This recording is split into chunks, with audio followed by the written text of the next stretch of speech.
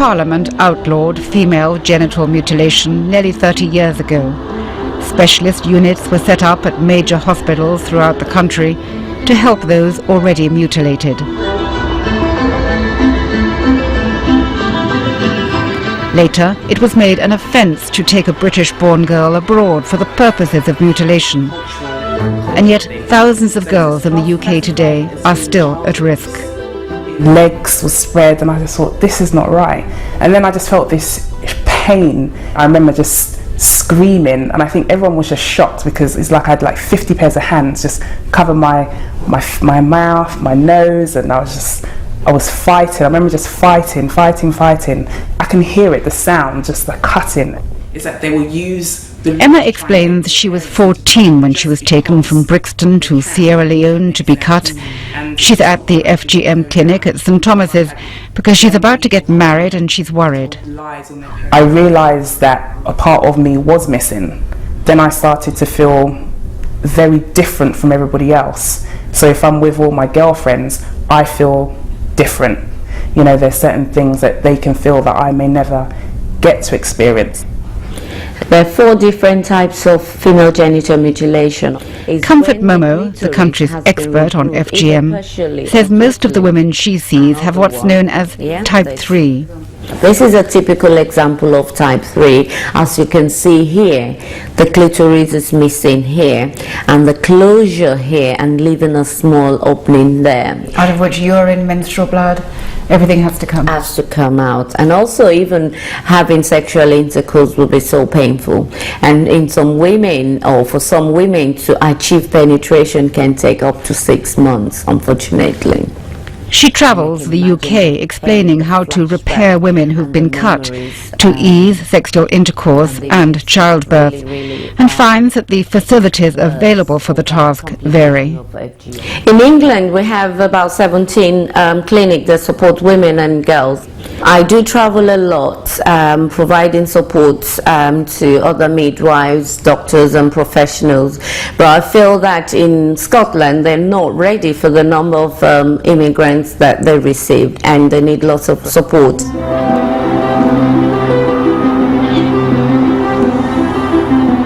Scotland's experience with communities who practice FGM is very new. It was only 10 years ago, with the government's refugee dispersal policy, that the tower blocks of Glasgow filled with new immigrants from those countries, like Somalia, where women are routinely mutilated in the name of purification, to ensure that they experience no sexual pleasure. Having intercourse was more painful than giving birth. I did shout and scream, but he didn't care. All he wanted to know was if I'm a virgin or not. The Africans, some of them believe it is something that should be done. Like every woman needs to be circumcised. Others don't believe in it.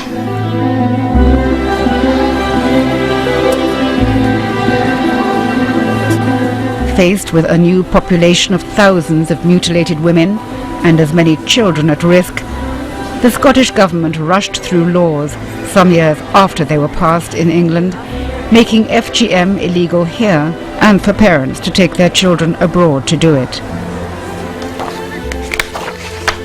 Nicola Loughran, a lawyer specialising in asylum, meets with immigrants regularly. She says she knows the law forbidding FGM is being broken.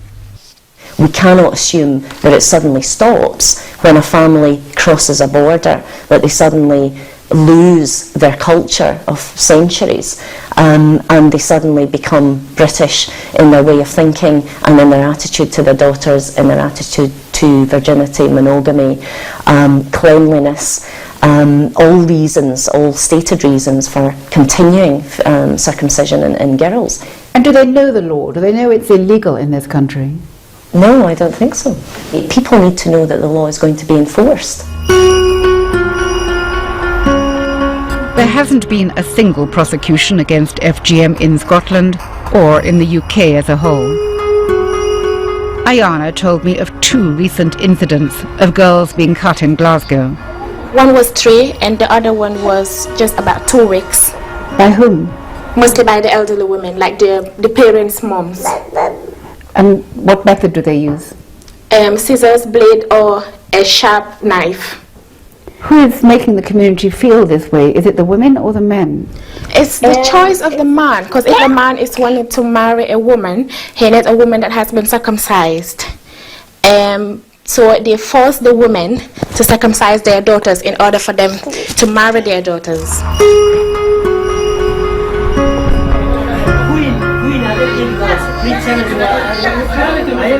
What do the men say? In a local hangout for Somali men, I asked them, do they really want their women mutilated? No, most of them said, it's their mothers who want it. No, the women, the mother of the children, they do their children. Others said they didn't much care either way. People, if you want to do it, you can do it. If you don't want it, you don't do it, you know? You wonder why the two sexes don't talk to one another. Some mothers, they cannot speak English and they cannot understand. A group of Somali women, all of whom have been cut, said they wish the authorities would do more to help by getting the anti-FGM message across. If the authorities can help us to make these people to stop it, I'll be very happy. Well, since I came here, I've never heard about it. I've only have 2 years in this country. I've never heard of this. They need classes telling what happened, what's right, what's wrong.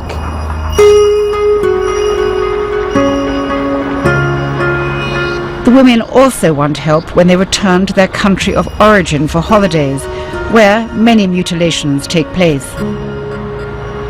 The authorities, they say, could threaten to check girls on their return. It's dangerous if families goes back to Africa because the child will spend time with the grannies more than you. They may take your daughter. It's nothing you can do about it. All they will tell you, they have done it, that's it, that's it.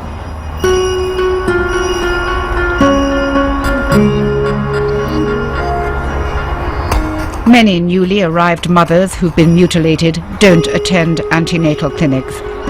Doctors are confronted with a woman who needs to be unstitched urgently only when she arrives at the hospital in labour.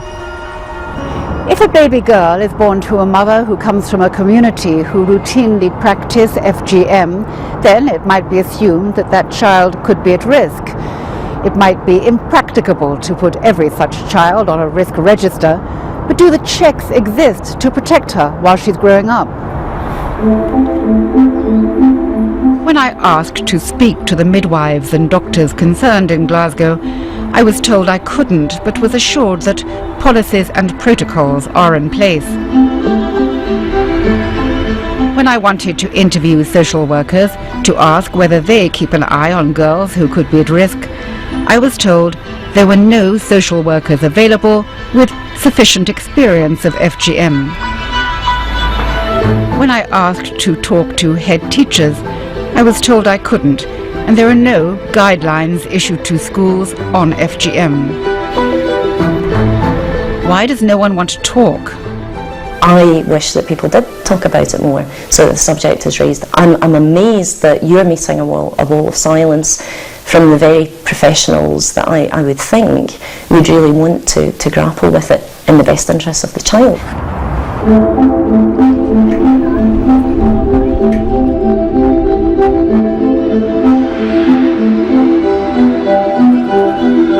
Is the situation any better across the border in England, where laws against FGM were introduced back in the 1980s? Do you feel much the same? A lot of people thought it was taboo. A lot of people be like, you know, it's women's bits, you shouldn't really be talking about that in public.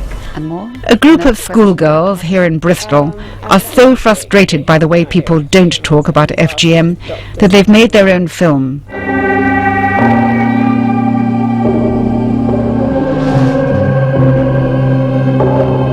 The Silent Scream depicts a family where the parents are at odds over whether to mutilate their youngest daughter, whom the older sister is trying to protect. We live in the 21st century, Mom. Things have changed. Can you see that?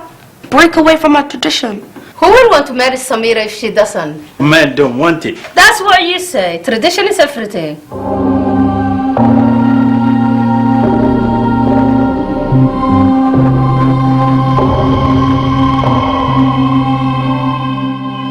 Those statistics kind of show how little the government is doing to stop FGM. I mean, they're so terrified and they're using cultural sensitivity as a barrier to stop themselves from really doing anything. What would you do if the girl had blue eyes and blonde hair? Would FGM still be carrying on in the UK? Do you have a message for David Cameron? To grow a pair and do something about FGM, and if you can't handle the issue, then there's no point of you doing your job. They say the majority of women in their community are mutilated, and that the girls get cut at FGM parties in Bristol. They'll have the parties like all in one go, like all the girls will come together with their parents and they'll have a party because it's cheaper and they can all just get it over and done with all at the same time. And who's doing the cutting? Either the mothers or they get someone like a mum or someone who's experienced in cutting, like an elder in the community to come and do it.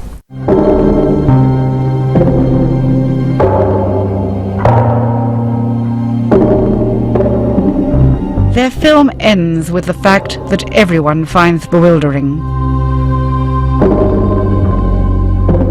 At Scotland Yard, they say they've had 82 incidents of FGM reported to them. Why don't they prosecute?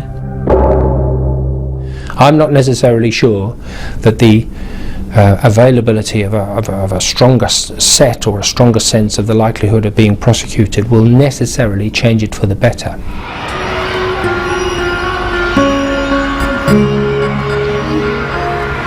The police claim that the lack of prosecutions is due in part to the difficulty in investigation. In France, where there have been some 100 convictions for FGM, all school-age children are inspected. Why don't we do that here? Inspection, in our terms, almost at times could be considered to be a form of abuse in itself. And you know that we have to be very careful, as I say, with the law in this country, that we should not encourage behaviour towards a child against their will, albeit possibly in their best interest, but actually if that behaviour itself then amounts to something which is child abuse. And that has been the received wisdom in this country for nearly 30 years. Meanwhile, the latest figures released on FGM in the UK suggest that the number of mutilations taking place is increasing.